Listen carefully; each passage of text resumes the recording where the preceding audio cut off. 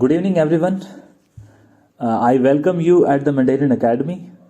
और हमारा जो प्रोग्राम की सीरीज़ है जिसमें आपकी समझ हमारी जिम्मेदारी के रूप में हम आपके सामने जो मीजल्स और रुबेला एक वायरस से संबंधित जो बीमारियां हैं और जिसका काफ़ी खतरनाक प्रभाव भारत में पड़ रहा है उनसे संबंधित एक एडिटोरियल का पेज है द हिंदू में आया है, India's plan to eradicate measles and rubella. वो इससे संबंधित एस्पेक्ट को हम यहाँ पे कवर करेंगे। The World Health Organization has warned of a global threat. 40 million children across the world have missed their vaccines against measles. तो सबसे पहले मैं आपको ये बताना चाहता हूँ कि मीजल्स अगर कोई नहीं जानता है तो उन्हें बताने के लिए मीजल्स क्या है। जो शरीर पे लाल रंग के दाने हो जाते हैं छोटे बच्चों के या कम उम्र में लगभग 15 साल की एज तक के जो बच्चों को जनरली हमने देखा कि लाल दाने हो जाते हैं या उन्हें लोकल लैंग्वेज में शीतला माता, छोटी माता, बड़ी माता इस प्रकार से पुकारा जाता है। तो वो ये जो समस्या है वो मीजल्स की समस्या है। रुबेला भी उसी का एक रूप है। रुबेला के अंदर जनरली ये बच्चों में होता है। यदि कोई प्रेग्नेंट लेडी है उसको इस वायरस से संबंधित बीमारी हो गई तो जो बच्चा जन्म लेता है उस बच्चे के अंदर बर्थ डिफेक्ट हो सकते हैं। ये इस बीमारी के बारे में था। ये आप फोटोग्राफ दे सकते हैं जिससे आपको आइडिया लग जाए कि मीजल्स और रुबेला की समस्या क्या है। मुख्य बात क्या अभी चर्चा में क्यों है?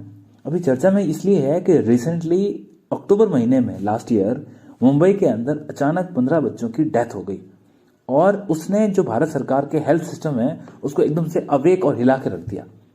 क्योंकि भारत सरकार मीजल्स और रुबेला इन समस्याओं के लिए काफी लंबे टाइम से वैक्सीनेशन का प्रोग्राम लेके आ रही है। आप सबने नाम सुना होगा इंद्रधनुष, मिशन इंद्रधनुष जो लगभग साल 2014 के अंदर शुरू किया गया था और एक नेशनल स्ट्रेटेजिक प्लान था जिसके अंदर गवर्नमेंट का एम था कि मीजल्स और रुबेला है उसको हम संपूर्ण रूप से खत्म कर देंगे।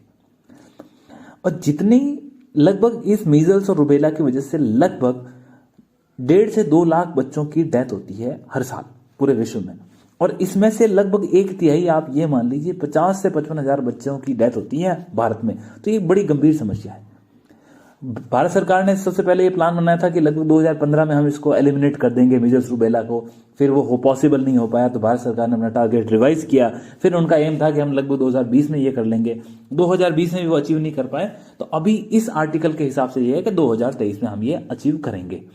लेकिन एक एम्बिशियस प्रोजेक्ट है गवर्नमेंट का इसको खत्म करने के लिए। इसकी इंपॉर्टेंस ये है कि WHO का एक डाटा आया था, उसने ये कहा था कि जो ये एक वैक्सीन बनाई गई उस वैक्सीन का नाम है MMR। M stand for measles, M stand for mumps and R stand for rubella.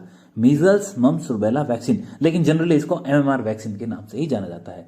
Government ने पहले प्लान बनाया था कि बच्चों को स्कूल्स के अंदर हम ये देंगे क्योंकि हॉस्पिटल के अंदर सब लोगों का आना पॉसिबल नहीं होता, लेकिन स्कूल्स में बच्चे आते हैं तो वहां से कवरेज अच्छी हो जाएगी और हम इस बीमारी को रोकने में, खत्म करने में एबल हो जाएंगे। परंतु वहां पे बच्चों को थोड़ा सा बुखार आने लगा, स्कूल्स वाले भी तैयार नहीं थे, तो ये चीजें इतनी आसानी से नहीं हुई। लेकिन गवर्नमेंट का प्रयास इसमें जारी है।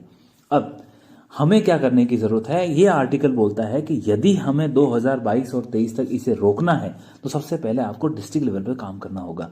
और आपको जो आशा वर्कर्स हैं, आंगनबाड़ी वर्कर्स हैं, जो हमारी इंटीग्रेटेड चाइल्ड डेवलपमेंट स्कीम्स है जिसको ICDS कहते हैं, उसके अंदर जो वर्कर इन्वॉल्व है उन सबको संगठित रूप से काम लेके, क्योंकि जो इसमें जो टीका लगता है वो 9 महीने के बच्चे से लेकर लगभग 15 साल के बच्चों को लगाया जाता है।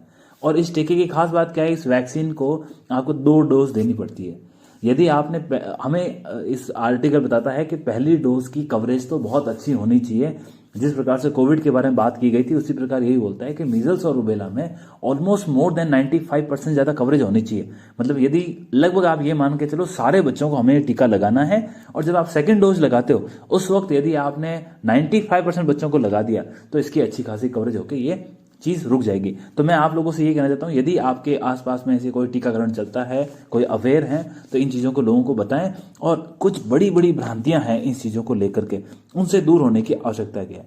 सबसे पहली बात, घर में लोग कहते हैं कि खसरा है उसका देसी इलाज से ठीक हो जाएगा, तो ये कोई देसी इलाज से होने वाली चीज नहीं है। फिर कुछ लोग मानते हैं कि तो शीतला माता है तो ये क्या है, कोई देवी शक्ति का रूप है जिस कारण से है और वो पूजा पाठ करने से ठीक हो जाएगा। एक्चुअली इसमें क्या होता है, जो आपकी ब्लड की वेन्स है या जो रक्त वाहिनियां हैं उसके ऊपर फर्क पड़ता है, जिस कारण से क्या है तो बॉडी के ऊपर लाल कलर के चकत्ते पड़ जाते हैं। ये कोई देवी शक्ति का रूप नहीं, ये एक इंडिकेशन है कि इस व्यक्ति को इस वायरस ने कंटेमिनेट कर रखा है और इसमें फैलाव बड़ा गंभीर है। मीजल्स और रुबेला में आप ये देखिए, यदि एक को संक्रमण है तो वो 18 से 20 बच्चों को संक्रमित कर सकता है। जैसे इबोला है, इबोला में यदि कोई संक्रमित है वो 2 या 3 आदमी को संक्रमित करता है, परंतु इसमें संक्रमण की दर बहुत खतरनाक है। तो इस आर्टिकल में यह भी लिखा है कि कोविड, जिस प्रकार कोविड ने हमें प्रभावित किया, चीन को प्रभावित किया, उसी प्रकार से हमें मीजल्स और रुबेला पे काम करना पड़ेगा, वरना यह गंभीर समस्या हो जाएगी। इसके अलावा कुछ लोग ये भी मानते हैं कि इसका टीका लगाएंगे तो बीमार हो जाएंगे। इन भ्रांतियों को हमें दूर करने की जरूरत है, लोगों में अवेयरनेस की जरूरत है, और हमें ये समझना होगा कि गवर्नमेंट किस प्रकार इस पर काम कर रही है ताकि इस चीजों को कंट्रोल कर सके। और यदि मीजल्स और रुबेला का टीका लगेगा तो ये डेथ्स कम होगी, डेथ कम होगा तो हमारे बच्चों की जो मोर्टेलिटी रेट है, जो बच्चों की मृत्यु दर है, जो 5 साल से कम छोटे बच्चों की, उसमें भी गिरावट होगी। तो इन चीजों को हमें ध्यान में रखते हुए इस आर्टिकल को समझने की जरूरत है। तो ये एक हमने आपको एक नए वे की तरफ डाइवर्ट किया है यहाँ से, ताकि आपको हेल्थ के संबंधित एस्पेक्ट हैं, जनरली ध्यान लोगों को जाता है कोविड से रिलेटेड बीमारियों के बारे में, उसके रिलेटेड वैक्सीन के बारे में, परंतु आपको मीजल्स और रुबेला पे ध्यान देने की बहुत जरूरत है, क्योंकि इंडिया का जो एक सबसे मेन इंपॉर्टेंट न्यूज़पेपर है उसने इसको इन डेप्थ कवर किया है। I hope you enjoyed very well. We will continue this process and thank you so much.